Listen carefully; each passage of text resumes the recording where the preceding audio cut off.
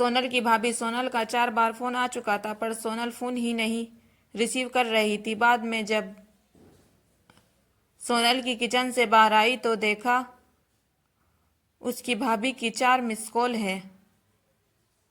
लगातार ये देखकर घबरा गई क्योंकि उसकी भाभी को पता होता है कि अगर सोनल 2 बार में फोन नहीं उठाती तो इसका मतलब ये है कि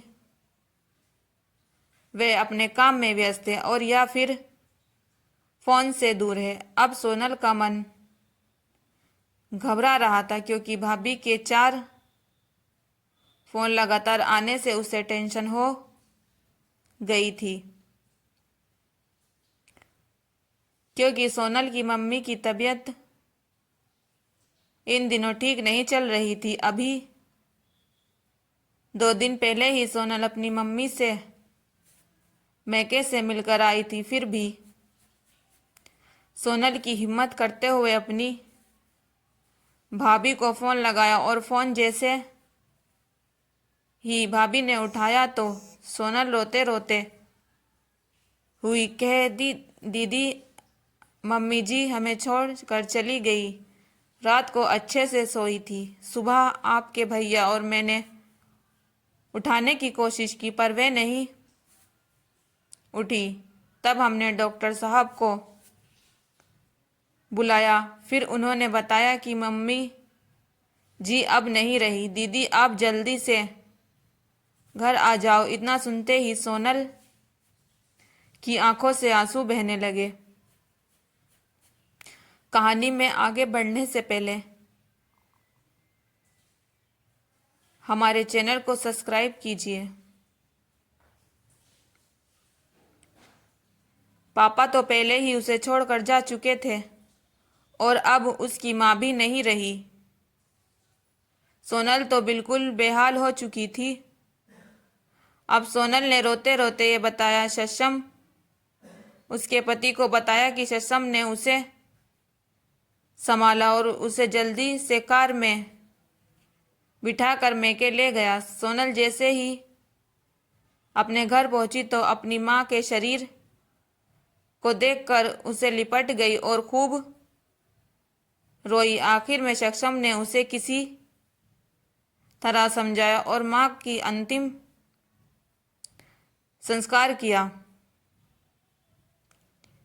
सारे विधि विधान होने के बाद भी सोनल के रुलाई रुक नहीं रही थी। उसे माँ की बहुत याद आ रही थी। तब सोनल की मौसी ने उसे आंसू पोंछे और उसे संभाला और कहा सोनल बेटा ऐसे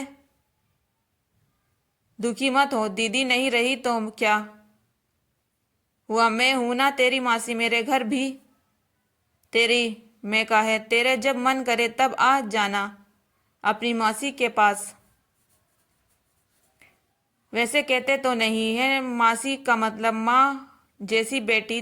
तेरे दर्द समझ सकती हूँ क्योंकि तेरे बाप तो पहले ही तुझे छोड़ कर जा चुका है और आज दीदी भी चली गई। कहते हैं ना कि माँ के जाने के बाद तो लड़कियां मैका ही छूट जाता है। ये भाभी तो बस दुनिया को दिखाने के लिए नाम का रिश्ता होता है क्योंकि मैका तो माँ से ही होता है। सोनल भी मन ही मन में सोचने लगी कि शायद मौसी ठीक ही तो कह रही है और वह मौसी को लिपट कर जोर जोर से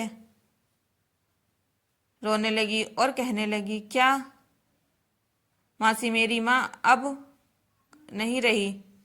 तभी सोनल की भाभी दूर बैठी दोनों की बातें सुन रही थी। पहले तो भाभी ने सोनल को चुप कराया और फिर उसे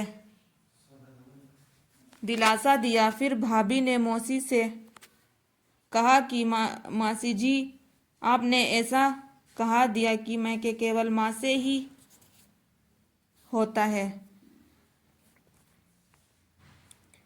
मैं मानती हूँ कि माँ का स्थान कोई नहीं ले सकता लेकिन अभी दीदी के भैया भाभी जिंदा है और जब तक हम हैं दीदी का मैका हमेशा बना रहेगा। मैं पूरी कोशिश करूंगी दीदी को मम्मी जी की तरह प्यार और सम्मान देने की। और दीदी जब चाहे यहाँ आ सकती हैं।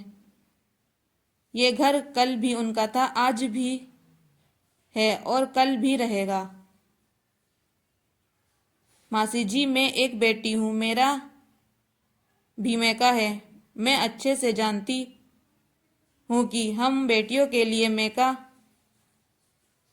कितना महत्वपूर्ण होता है। मासी जी, आप दीदी के अपने घर जरूर बुलाइए, पर उन्हें अपने भैया भाभी के प्यार से दूर मत करिए। तभी मौसी ने कहा, बहू, आज में जमाने में तेरे जैसी सोच रखने वाली भाभी बहुत कम मिलती है। मुझे माफ कर दे, मैंने सोनल को गलत राह दिखाई। तभी सोनल अपनी भाभी के गले लगी गई और बोली, भाभी, आज मैं अपने मुझे विश्वास दिला दिया कि भाभी भी माँ के समान होती है और मैं संतुष्ट हूँ कि जब तक आप मेरे भैया और मेरा मैका सदा बना रहेगा। और किसी ने कहा है कि भाभी माँ के समान होती है। आज आपने मुझे इस बात का विश्वास भी दिला दिया है।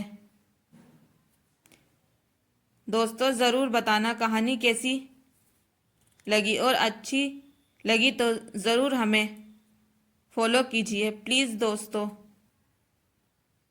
हमारे चैनल को सब्सक्राइब कीजिए।